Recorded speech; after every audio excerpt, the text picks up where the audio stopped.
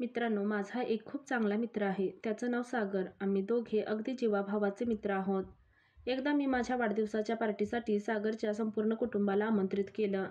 संध्याकाळी त्याचे कुटुंब घरी आलं. सगळ्यांनी मिळून पार्टीचा आनंद घेतला.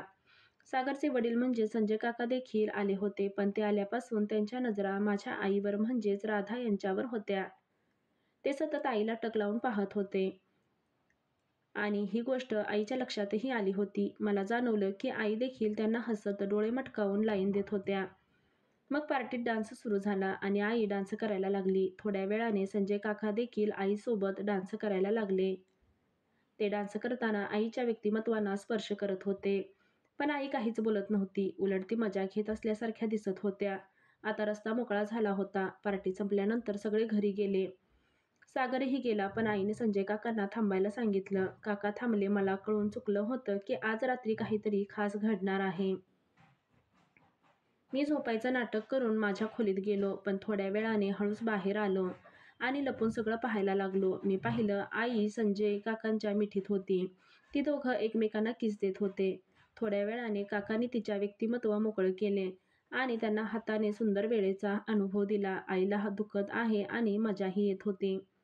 तेवढ्यात काका म्हणाले, राधा, तू तर एकदम मस्त माल आहेस. आधी का नाही भेटलीस? तू आधी भेटली असतीस तर मी तुला माझी खास बनवलं असतं. आई हसत म्हणाली, मी आतापर्यंत न जाणे किती जणांसोबत सुंदर वेळेचा अनुभव घेतला आहे. जिथे जाते तिथे मला सुंदर वेळेचा अनुभव घ्यायला आवडतं. काका म्हणाले, अरे तू तर खरंच रंगीली आहेस. आईही हसत म्हणाली, हो मी रंगीलच आहे. मला नवीन नवीन अनुभव आवडतात. आता काकांनी आईला पूर्णपणे मोकळं केलं होतं. आईने पण त्यांची भावना मोकळी केली आणि ती पाहून त्या खूप खुश झाल्या. त्यांनी लगेचच भावनेला सुंदर अनुभव दिला. थोड्या वेळाने काकांनी आईला उचलून बेडवर रूममध्ये नेलं आणि बेडवर टाकलं. तेवढ्यात आई म्हणाली, प्लीज आता जास्त वेळ लावू नका.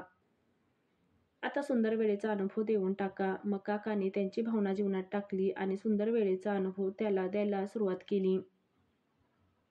आई ओरडत होती, हो मला सुंदर अनुभव देत राहा. मी आता जवळ आले. काका म्हणाले, हो. मग काकाने अजून जोरात सुंदर वेळेचा अनुभव द्यायला सुरुवात केली आणि सुंदर वेळेचा अनुभव घेत होते ते पाहून मला खूप मजा येत होती.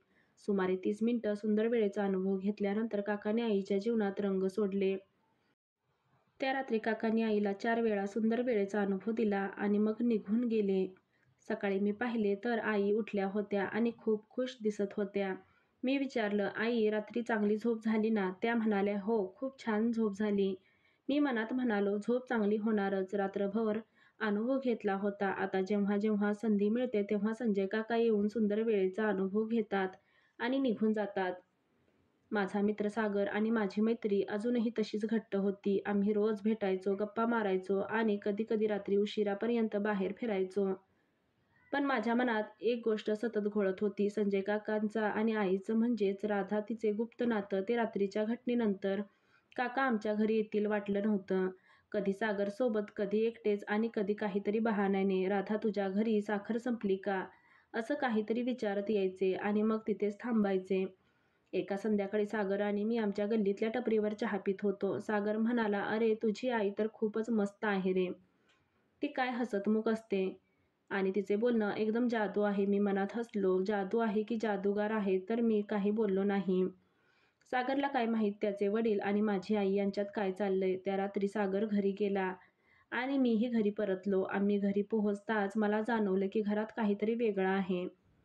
लिव्हिंग रूममधील लाईट बंद होते आणि एक हलकीशी सुगंधी अगरबत्ती चालू होती. आई किचन घरात काहीतरी बनवत होती आणि तिच्या चेहऱ्यावर तीच खट्याळ स्माईल होती.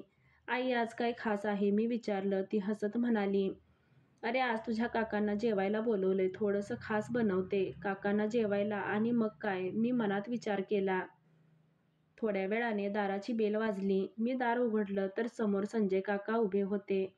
त्यांनी काळा रंगाचा शर्ट घातला होता आणि त्यांच्या हातात एक वाईनची बाटली होती. काय रे, राधा आहे का? त्यांनी विचारलं आणि त्यांच्या डोळ्यात चमक होती. मी हसलो आणि म्हणालो, हो आत आहे. या ना काका. आत आले आणि त्यांनी आईला पाहताच एक लांब स्माईल दिली. आईने त्यांच्याकडे पाहिलं आणि डोळे मिटवले.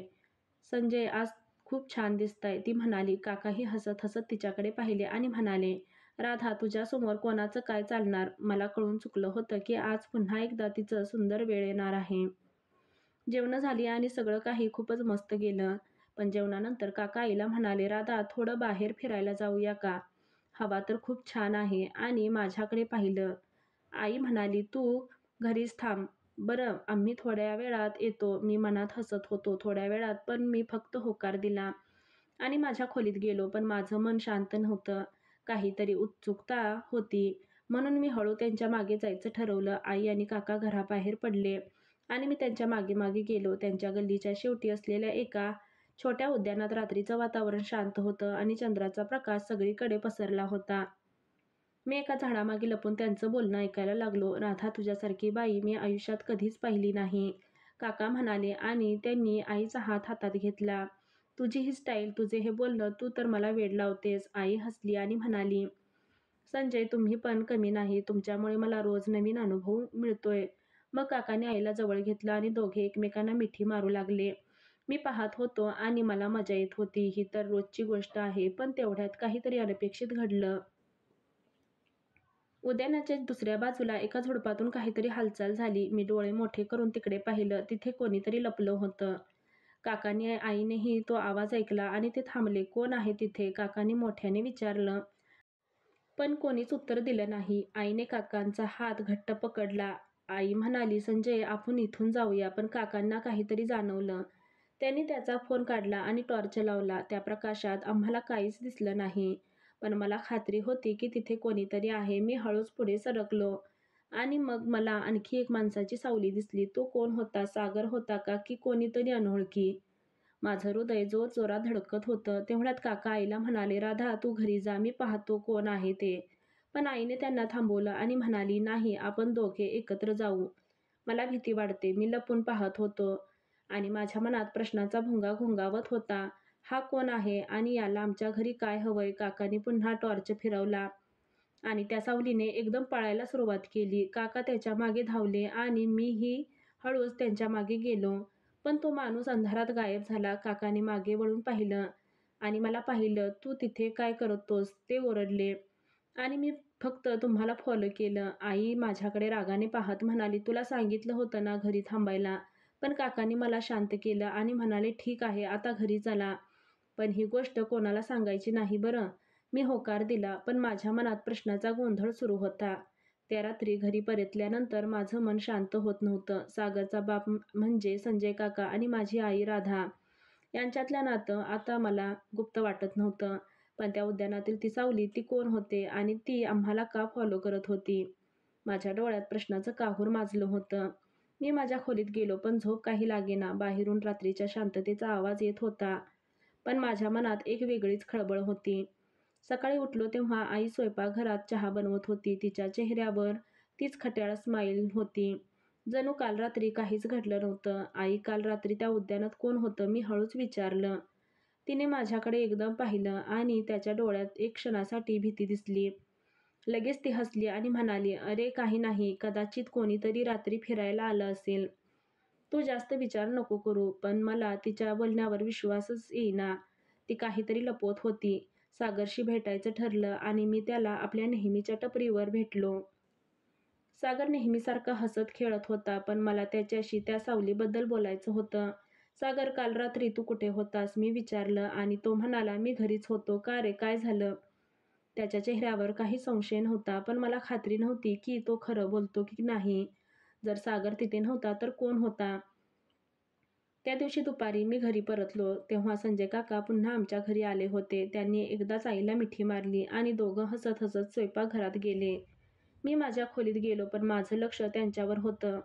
काकांनी हळूच आईला विचारलं, "राधा, काल रात्री त्या उद्यानात कोण होतं? मला वाटते कोणीतरी आपल्याला फॉलो करत होतं."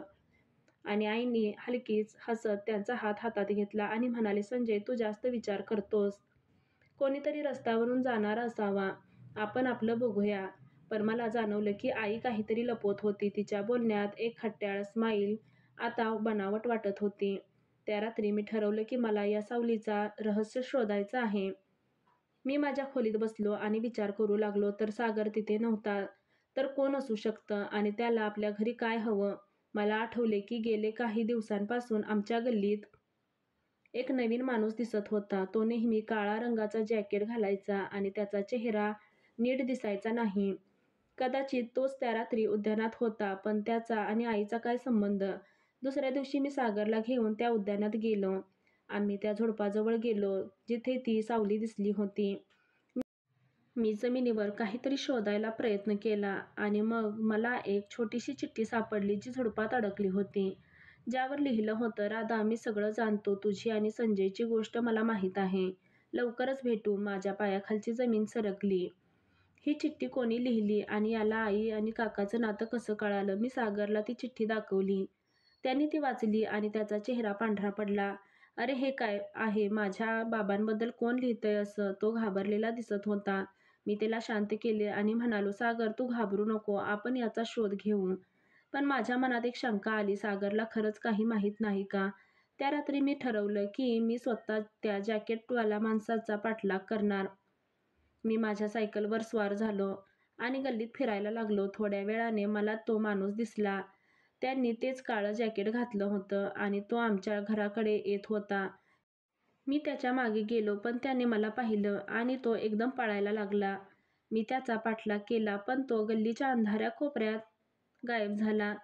घरी परतलो तेव्हा आई आणि काका पुन्हा एकदा सुंदर वेळेचा अनुभव घेत होते. मी हळूच त्यांच्याकडे पाहिलं. आई ओरडत होती, संजय, आज जरा चांगला सुंदर वेळेचा अनुभव द्या, आणि काकांनी तिच्या मागण्या पूर्ण केल्या. पण माझं लक्ष त्यांच्यावर नव्हतं. माझ्या डोळ्यात चिठ्ठी आणि तो जॅकेटवाला माणूस घोळत होता. पुढच्या काही दिवसात गल्लीत विचित्र गोष्टी घडायला लागल्या. आमच्या घराच्या दारावर कोणीतरी रात्री लाल रंगाने राधा असं लिहिलं. एकदा तर कोणीतरी आमच्या खिडकीतून डोकावताना दिसला. मी आणि सागरने ठरवलं होतं की आम्ही रहस्याचा शोध घेणार. आम्ही गल्लीतल्या लोकांशी बोलायला सुरुवात केली आणि आजूबाजूवाल्यांनी सांगितलं की त्यांनी त्या जॅकेटवाल्या माणसाला रात्री उद्यानात पाहिलं होतं आणि तो कोणाशी तरी फोनवर बोलत होता. त्याने राधा आणि संजय हे नाव घेतलं होतं. आता मला खात्री झाली की हा माणूस कोणीतरी जवळचा आहे. पण कोणी याबद्दल आईला विचारलं. एका संध्याकाळी मी तिला थेट विचारलं, आई, तुला कोणीतरी धमकी देते का? तिने माझ्याकडे आश्चर्याने पाहिलं आणि म्हणाली, तुला असं का वाटते? मी तिला ती चिठ्ठी दाखवली. ती वाचून ती शांत झाली आणि मग हसत म्हणाली, अरे, हा कदाचित कोणाचा वेडेपणा असेल. तू काळजी नको करू. पण तिच्या डोळ्यातील भीती मला लपली नाही. एका रात्री मी आणि सागरने ठरवले की आम्ही त्या जॅकेटवाल्या माणसाला पकडणार. आम्ही उद्यानात लपलो आणि वाट पाहायला लागलो. रात्रीचे 12 वाजले आणि मग आम्हाला ती सावली दिसली. तो पुन्हा त्या झुडपाजवळ आला आणि यावेळी त्याच्या हातात एक लांबलचक चाकू होता. माझं हृदय जोरजोरात धडकत होते. सागरने माझा हात पकडला आणि हळूच म्हणाला, हा कोण आहे? आम्ही हळूच त्याच्या जवळ गेलो, पण तेवढ्यात त्यांनी मागे वळून पाहिलं आणि त्याचा चेहरा दिसला. तो कोणी दुसरा नव्हता, तो होता सागरचा मोठा भाऊ राहुल. सागर थक्क झाला आणि ओरडला, राहुल, तू इथे काय करतोस? राहुलने आमच्याकडे पाहिलं आणि त्याच्या चेहऱ्यावर एक विचित्र हसू आलं. तुम्हाला वाटतं मला काही कळत नाही आणि माझ्या बापाचं सगळं मला माहीत आहे. तो पुढे म्हणाला, मी तुझ्या आईला सांगितलं होतं की ती माझ्या बापापासून लांब राहा, पण तिने ऐकलं नाही. आता मी तिला धडा शिकवणार. त्यानं चाकू हवेत उगारला आणि मी आणि सागर घाबरलो. पण तेवढ्यात उद्यानाच्या दुसऱ्या बाजूला कोणीतरी ओरडलं, राहुल, थांब. आम्ही सगळ्यांनी तिकडे पाहिलं. तिथे एक माणूस उभा होता आणि त्याच्या हातात एक बंदूक होती. ती कोण होता आणि त्याला राहुलचं नाव कसं कळालं? माझ्या आणि सागरच्या डोळ्यात भीती आणि आश्चर्य होतं. नाही, त्या माणसाने बंदूक राहुलवर रोखले आणि म्हणाला, राधा माझी आहे आणि कोणीही तिच्याजवळ जाणार नाही. राहुलने चाकू खाली टाकला. तो घाबरलेला दिसत होता, पण त्या बंदूकधारी माणसाने आमच्याकडे पाहिलं आणि म्हणाला, तुम्ही दोघे इथून निघा, नाहीतर. मी आणि सागर एकमेकांकडे पाहिलं आणि पळायला सुरुवात केली. पण माझ्या मनात प्रश्नांचा भुंगा होता. हा बंदूकधारी माणूस कोण आहे? त्याला आईचं नाव कसं कळालं आणि तो राहुलला का धमकावत होता? आम्ही घरी पोहोचलो तेव्हा आई आणि काका लिव्हिंग रूममध्ये बसले होते. मी त्यांना सगळं सांगितलं, पण आईने फक्त हसत माझं डोकं थापटलं. आई म्हणाली, तू खूपच सिनेमे पाहतोस. पण मला खात्री होती की ती काहीतरी लपवत होती. त्या रात्री मी खिडकीतून बाहेर पाहिलं तेव्हा मला पुन्हा ती सावली दिसली, पण यावेळी ती आमच्या घराकडे येत नव्हती. ती दुसऱ्या घराकडे जात होती आणि त्या घरात कोण राहत होते? सागरची आई.